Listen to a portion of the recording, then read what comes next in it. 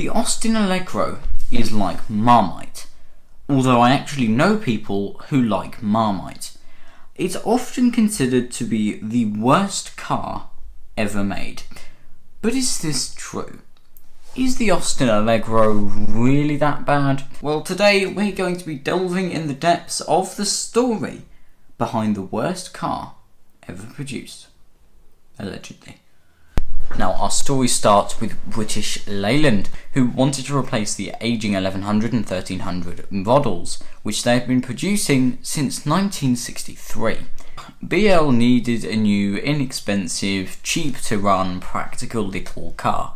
The Austin Allegro was also designed to be quite futuristic and quite unique. The area went against the common design trends of the 1970s. Unlike most cars, which were quite square and quite boxy, the Allegro was bubbly and round. However, the original styling by one Harris Mann, by Mr. Mann, brilliant name, did show a car that was wedge-shaped. It looked a bit like the Austin Princess. However, Beale wanted to use the engine and the cooling gear from the Morris Marina, another car which is often considered to be the worst car ever made. But the bonnet line on the wedge-shaped concept was too low, so it had to be raised. Another reason why the car is quite round is because BL wanted to be like Citroën. They wanted to create a car which went against the common design trends of the period in which it was manufactured.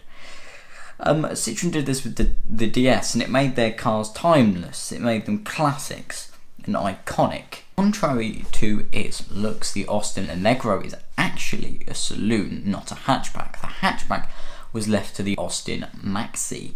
That was the Austin Maxi's unique selling point, which shows one of two things. Number one, how cool and unique and new the hatchback was back in 1972. Or how utterly dull and boring the Austin Maxi was. But the Allegro did have some cool, unique features of its own, one of which being its suspension. It did not use normal swing suspension, it had Hydragas suspension. Hydragas cars had displacers partially filled with nitrogen, separated from some fluid by a rubber membrane. This would provide the suspension. I'll put a diagram up on screen now. Looks a bit complicated, doesn't it? Or maybe I'm just a bit thick. Now, they wanted the Allegro to be futuristic and unique. They needed big changes, big drastic changes to set it apart from the competitors. They needed a change so big that would make sure that the Allegro goes down in history. They needed to reinvent the wheel. So they did. I'm not joking, they fitted it with a square steering wheel. Apparently it was for legroom purposes, but it didn't really take off, and in 1974 they quietly took it out behind the house and shot it in the face and just put a normal steering wheel from the Marina in. Fun fact, apparently, I don't know if this is true, but I read somewhere that the police blamed the square Cortex steering wheel for crashing their Panda cars. They said it was because the Allegro had a square wheel is the reason why they kept crashing them. Anyway, the Austin Allegro Mark I was introduced in 1973. Reviews were not terrible, and its on-road performance was actually praised by critics. However, the gear change drew criticism. Can't impress everyone.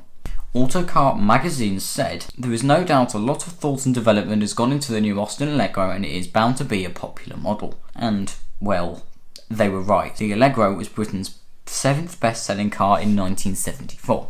In 1975, they introduced a new estate variant, just a couple months before the Series 2 Allegro came out. So, Series 1 Allegro estates are actually extremely rare. The Series 2 Allegro was launched in October 1975, just in time for the London Motor Show.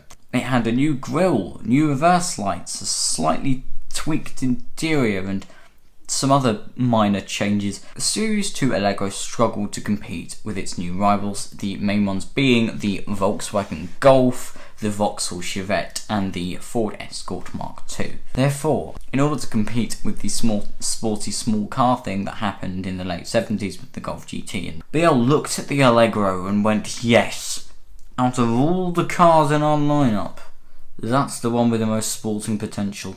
and the Allegro Equip was born. It was unveiled to the public in 1979 in West Yorkshire, just weeks before the Series 3 Allegro. What is it with British Leyland just releasing things last minute? Jesus Christ.